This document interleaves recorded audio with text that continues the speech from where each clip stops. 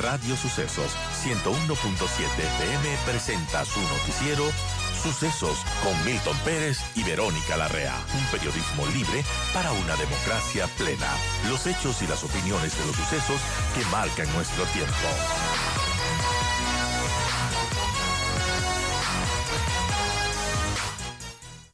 Ocho y 20, vamos a cambiar de tema y vamos a hablar del censo 2022 que ya está en pleno proceso y ha empezado ya la etapa presencial de visitas de los censistas a los diferentes puntos del país. Roberto Castillo, director del INEC, del Instituto Nacional de Estadística y Censo, está con nosotros.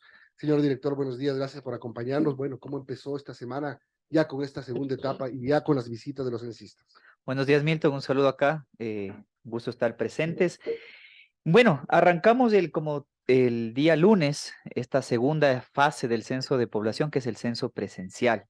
Este censo presencial, recuerden que son 6 semanas hasta el 18 de diciembre, algunos temas súper rápido. No es necesario que los vecinos, las vecinas, los ciudadanos se queden en casa. Hagan ustedes sus actividades normales, salgan a trabajar, estudiar, lo que tengan que hacer.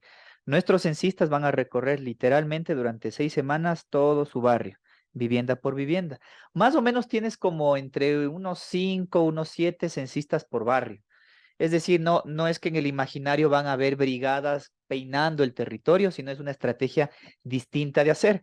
Rápidamente también mencionar que los horarios en los cuales los equipos harán su trabajo es de 7 de la mañana a 7 de la noche. Ajá. Y si usted no se encuentra en casa, que es lo que muchos nos preguntan, bueno, pierda cuidado porque si a usted no lo encuentra en casa, el censista le dejará debajo de la puerta una notificación pidiéndole una cita. Y en esa notificación apuntará sus datos del censista y usted, ahí viene lo importante, valide siempre la identidad del censista. Tanto cuando le visite como cuando le quieran dejar una cita, tenemos 4 formas de hacerlo, rapidito. 1-800-080808. Más rápido aún, un WhatsApp al 099-2958-164. Y luego también puede ingresar a la página web del INEC. Hay una parte que dice verifica al censista, ingresas el número de cédula y con eso confirmas que se trata de un censista del INEC. Solamente para establecer las diferencias con el censo 2010, que fue el anterior, ¿no es cierto? Primero, el censo en línea, que es una innovación. Ahora, yo me acuerdo del censo 2010, cuando fueron a mi casa, etcétera. Fue solo un día, ¿verdad? Fue una sola jornada el censo 2010. Así es. Esto, ¿por qué se decidió hacerlo en 6 semanas, las visitas de los censistas? Bueno, técnicamente hay varias razones, pero las más sencillas son las siguientes. Uno, no era viable exponer a 500,000. O sea, en un día necesitas muchos más censistas. Exactamente. Los cálculos nos daba de cerca de 500,000 de personas, que tenían que ser personas voluntarias, que es lo que normalmente sucedía en los censos. Pero en los censos anteriores normalmente eran estudiantes de los últimos años de bachillerato.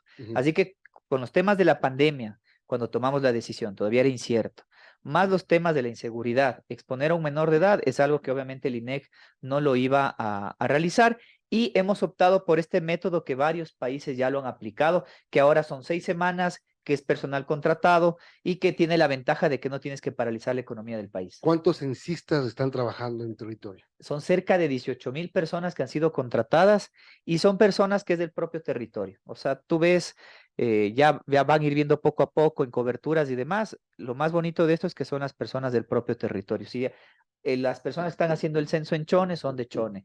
Los que están haciendo, no sé, en cualquier otro cantón tienen que ser del cantón porque conocen su barrio, conocen, digamos, su localidad y le genera empatía y ningún tipo de resistencia con la ciudadanía. Otra innovación, este es del 8º censo de población, el 7º de vivienda y el 1º de comunidades. ¿Qué significa qué significa el censo de comunidades? Bueno, mira, el censo de población y vivienda es un operativo.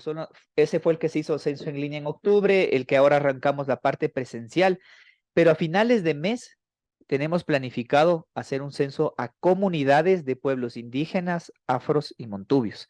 Es decir, ese formulario solamente lo van a responder los líderes o las lideresas de las comunidades, de los palenques y de los recintos. Es un formulario completamente distinto y lo único que busca se habla mucho de los derechos colectivos, se habla mucho, digamos, los mismos movimientos, digamos, tienen toda esta necesidad de información, pero no existe en el país. Sería la primera vez que sería un censo comunitario y estamos afinando detalles, digamos, coordinando con las propias organizaciones, de que ellos obviamente se sientan totalmente seguros, empapados, que tengan este sentido de pertenencia de este formulario. Y ahí es importantísimo, por ejemplo, los censistas de los censos comunitarios tienen que ser personas de las propias comunidades, o sea, es medio obvio. Y obviamente esperamos poderlo arrancar ya a finales de mes y con ello tener este operativo que sería el primer censo a comunidades. Ayer me censaron, dice Mónica, nuestra coordinadora. Venga a contarnos qué tal estuvo. Muy bien, dice. 8:25. Estamos conversando con Roberto Castillo, director del INEC, Instituto Nacional de Estadística y Censo. Roberto, buenos días. Y la pregunta del millón, ¿cómo sabemos si es que los censistas ya llegan a mi barrio? Porque, bueno, te dice, se los va a ver allí, pero ¿va a haber alguna notificación al barrio? ¿O cómo nos enteramos? Bueno, Para sí, estar pendientes, digo. digamos, esto en términos de comunicación es un poco distinto del otro método que era más amigable, ¿no? Porque todo el mundo sabía que ese día nadie salía y tenías que quedarte en casa. En cambio, acá hay varias formas de hacerlo. A los que son a los que tienen mayor, están más acostumbrados ya con el tema del internet. Una invitación es en www.censoecuador.gov.es. Cuando ingresen a la página del censo, hay una pestaña que se llama Ubícanos. Ahí se les despliega el mapa del Ecuador. Ustedes filtran la provincia, el cantón y la parroquia donde viven. Y como cuando uno pide, no sé, en estas aplicaciones, usted señala la vivienda, su vivienda, y se le va a desplegar todo el barrio y le va a decir, a partir de tal fecha estaremos visitando su hogar. Por ejemplo, hay barrios que vamos a empezar a censar el 4 de diciembre, el 12 de diciembre, y depende. Y si no le es muy amigable el internet y quiere salir de dudas, llame al 1-800, mande el WhatsApp y le van a dar una fecha referencial. Y también ya en el imaginario ustedes van a ver, cuando ya la vecina, el vecino le cuente, ve, el chico del INEC ya vino, bueno, porque literalmente es un chico recorriendo, una chica recorriendo casa por casa, todo un barrio. Al final del mes o de estas 6 semanas de levantamiento, nuestros censistas tienen que levantar en promedio entre 450 y 500 viviendas. ¿Ustedes ya tienen evaluación de lo que han sido estos primeros días? Bueno, todavía es, digamos, Van 4 días, sí, van 3 días realmente, está iniciando el cuarto. Claro, vamos 3 días y el primer día y el segundo día siempre son momentos preparatorios de reconocimiento de, por ejemplo, del territorio, se termina de entregar las tablets, siempre hay obviamente detalles que se van subsanando en un operativo tan grande como un censo de población, pero obviamente cuando tengamos ya algunos temas los iremos anunciando. Y también, Milton, aprovecho, en las 3 provincias que están en estado de excepción, hemos habilitado el censo en línea, pero de forma controlada. Bajo demanda, dijo usted. Bajo demanda. ¿Qué significa? ¿Qué significa? Si el día de hoy, si usted ingresa a Censo Ecuador, pone censo presencial y se quiere censar, en este momento no puede. Pero bajo demanda significa que cuando llegue el censista a su vivienda, sobre todo en estas 3 provincias, y el ciudadano le dice, oye, yo quisiera o prefiero censarme por internet, por la razón que esta fuese, el censista lo que hace es llama al INEGA planta central y le pide su número de cédula para habilitarlo en el sistema, y con ello también le va a entregar un código alfanumérico que tiene que ingresarlo usted al momento de hacer el censo en línea. Le entrega al vecino, le dice, mire, listo, está habilitado, después de 1 hora usted más o menos podría censarse, le vengo a retirar el certificado 1 o 2 días después. Como el censista está recorriendo todo el tiempo el barrio, 1 o 2 días después regrese, le dice, se censó ya por internet, y usted, si se censó por internet, le entrega el certificado y con eso concluye la entrevista. Esto solamente para las 3 provincias con estado de excepción. Sí, por el momento, con las 3 provincias, y estamos evaluando con el equipo técnico la opción de poderlo ampliar a nivel nacional, sobre todo pensando que el ciudadano, todavía hay ciudadanos que por esta situación que está pasando el país, preferiría censarse desde la intimidad y privacidad de su hogar. Ahora, ¿qué están haciendo con la seguridad de los censistas en estas provincias? A propósito que se menciona, ¿cuál es el apoyo de la policía para darle seguridad? ¿Cómo están haciendo? No ha habido incidentes, se reportó, creo que fue una noticia falsa sobre el ataque a uno de los censistas.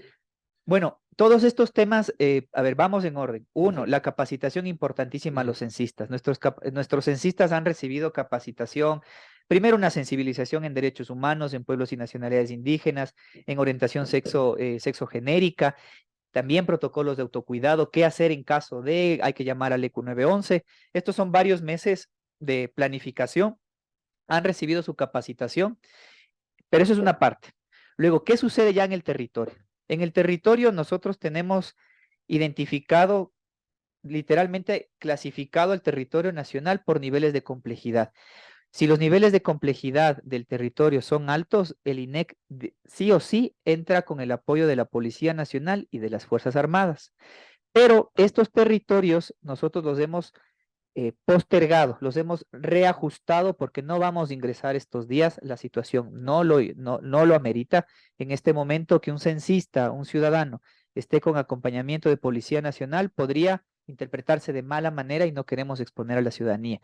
Y el video que usted hace referencia es un video que nosotros lo confirmamos, tenemos personas en el territorio. No se trata de un censista del INEC. Eso no quiere decir que pueda pasar, pero si llega a suceder, obviamente hay que cuidar y uno lo que hace en estos temas es reducir la probabilidad de que suceda. Y obviamente nuestros censistas tienen un seguro, las tablets tienen un seguro, y obviamente los protocolos. Ya nuestros censistas, aprovecho rapidito, Milton, siempre, ¿no? Mantenga la distancia a la hora que usted hace la entrevista, no ingrese a la vivienda del ciudadano, tenemos que cuidarnos, no vayan con reloj, con anillos, con aretes al momento de hacer el censo. Si tienen inconvenientes, hay que llamar al EQ 911, hay que reportarle al superior. Obviamente todo pensando en la seguridad de los censistas y también de la ciudadanía. Así es, 8:32, estamos conversando con Roberto Castillo, director del INEC, sobre el censo 2022. Roberto, sobre el censo en línea, ¿cómo le fue al INEC con ello? Y bueno, imagino que ya concluyó esta etapa. ¿Cuántos hogares se censaron en línea? Bueno, esta primera etapa que estuvo habilitado todo el mes de octubre, para nosotros totalmente un éxito. 2.3 millones de ecuatorianos optaron por censarse por esta vía. Y más importante aún, ustedes recordarán en los arranques del censo en línea, habían algunas personas desinformando, ¿no? Cuidado, te van a robar la información, cuidado, esto viola no sé qué cosas, la cédula y bla, bla, bla. Bueno, vamos a los hechos. El censo en línea estuvo habilitado 17 horas por día. En 31 días del mes son 527 horas. Durante todo ese tiempo nuestro sistema no sufrió ningún tipo de vulneración. Es más, les voy a dar una cifra que no se vayan para atrás. Durante todo ese tiempo, el sistema informático del INEC identificó y bloqueó más de 2 millones de ataques. Literal, o sea, tú tienes robots tratando de atacar y penetrar nuestro sistema, no lo lograron y nosotros bastante el anuncio, su información está segura. Y ahora le voy a hacer una analogía. El censo en línea es como ahora se cortó el cordón umbilical, que es la entrada de la puerta por los cuales estas personas tratan de atacar. La información está encriptada, está anonimizada, despersonalizada, disculpen la jerga, y con ello la información está segura. Y para nosotros es totalmente un éxito, porque en los censos en el Ecuador se vienen haciendo desde 1950 y fue el primer censo digital.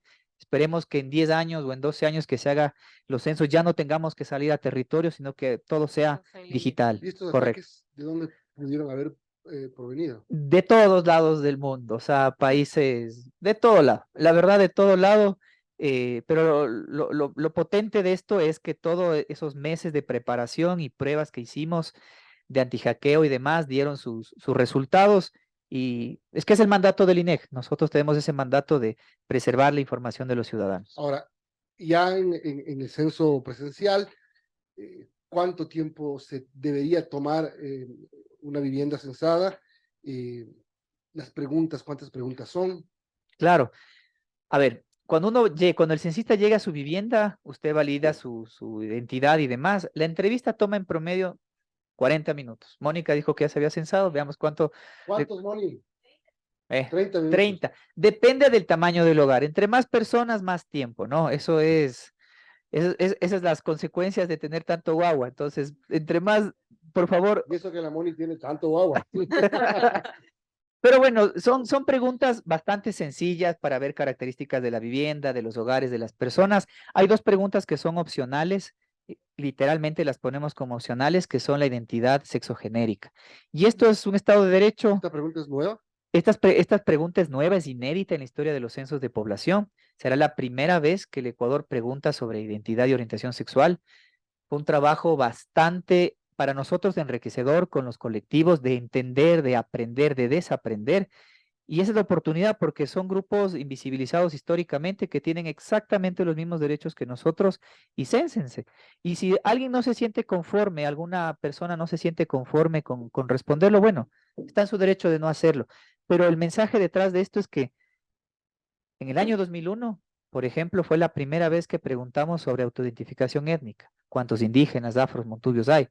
Antes del 2001, el Ecuador no tenía cifras oficiales, no sabíamos las brechas de acceso a educación, salud, vivienda entre los pueblos indígenas, afros y montubios y digamos el resto de la población que mayoritariamente es mestiza. Bueno, hagamos el mismo ejercicio en el siglo XXI y preguntemos de estos temas que ya no sean tabú en los próximos 10 ¿Y años. cómo han tomado las comunidades LGBTI sobre estas preguntas? Porque también he visto críticas al respecto. Sí, y las críticas siempre constructivas. Es más, nosotros nos sentamos con varios colectivos. Algunos abiertamente tienen sus razones también técnicas del por qué no consideraban una buena estrategia, pero tenemos más de 23 con las cuales firmamos un acuerdo, también inédito, apoyando al censo de población, en el cual no solamente el censo es solamente una fuente de información adicional, porque el próximo año haremos también una encuesta de condiciones de vida especializada para los colectivos LGBTQ+, lo cual es importante y hay que ir madurando en estos procesos. Aquí tengo unas preguntas que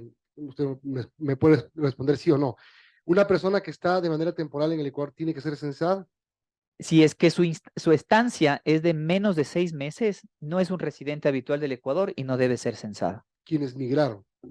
Las personas que migraron, bueno, si alguien está, primero, si alguien está fuera del Ecuador, no es parte del censo de población, porque los censos de población contabilizamos a las personas en el territorio nacional, esa es la definición. Por eso es que vamos a contabilizar a hermanos colombianos, venezolanos y cualquier otra O sea, nacionalidad. los Los que extranjeros que viven. viven Los aquí, que sí. viven Ajá. aquí, porque el censo está pensado para cuantificar la población y las condiciones de vida de la población que está en el territorio nacional. Se les pide la cédula a todos. Si es que no tiene cédula alguien, ¿qué pasa? Avanza el formulario, no es una pregunta, no es que el sistema de ingreso imposibilita que lo puedas hacer. Y sobre el tema de la cédula, aprovecho una vez más. El INEC tiene todo el argumento y la facultad legal para solicitar información de carácter personal. Así lo dice la ley estadística, lo dice la ley de protección de datos personales, y es esa facultad legal, Milton, la que nos ha permitido. La cédula es un dato más de los temas personales. Es gracias a esa institucionalidad que el Ecuador conoce, que, por ejemplo, que 7 de cada 10 mujeres ha sido víctima de violencia de género. ¿De dónde creen que salió la cifra? No todas las mujeres violentadas denuncian. Es más, no todas las mujeres que han sido violentadas saben que fueron violentadas. El INEC, por ejemplo, en el año 2018 y 2019 hizo la última encuesta de violencia de género, donde literalmente mujeres encuestadoras del INEC llegaron a una vivienda e hicieron un formulario donde indagaron estos temas tan íntimos y tan personales, obviamente solicitando la autorización y un buen protocolo. Tenemos la facultad de hacer eso y es gracias a esa institucionalidad que el país puede saber niveles de trabajo infantil, pobreza, desnutrición crónica infantil, violencia de género, entre otros fenómenos que solamente los puedes medir cuando indagas estos temas de carácter personal. ¿Cuándo vamos a tener los resultados del censo después de que ya haya terminado? ¿Cuánto tiempo toma tabular y hacer todo el resultado? Nosotros concluimos en diciembre el censo y después de eso procesamos la información, vienen técnicos del exterior a dar, digamos, un acompañamiento y a partir de mayo del 23 tendremos ya los primeros resultados oficiales.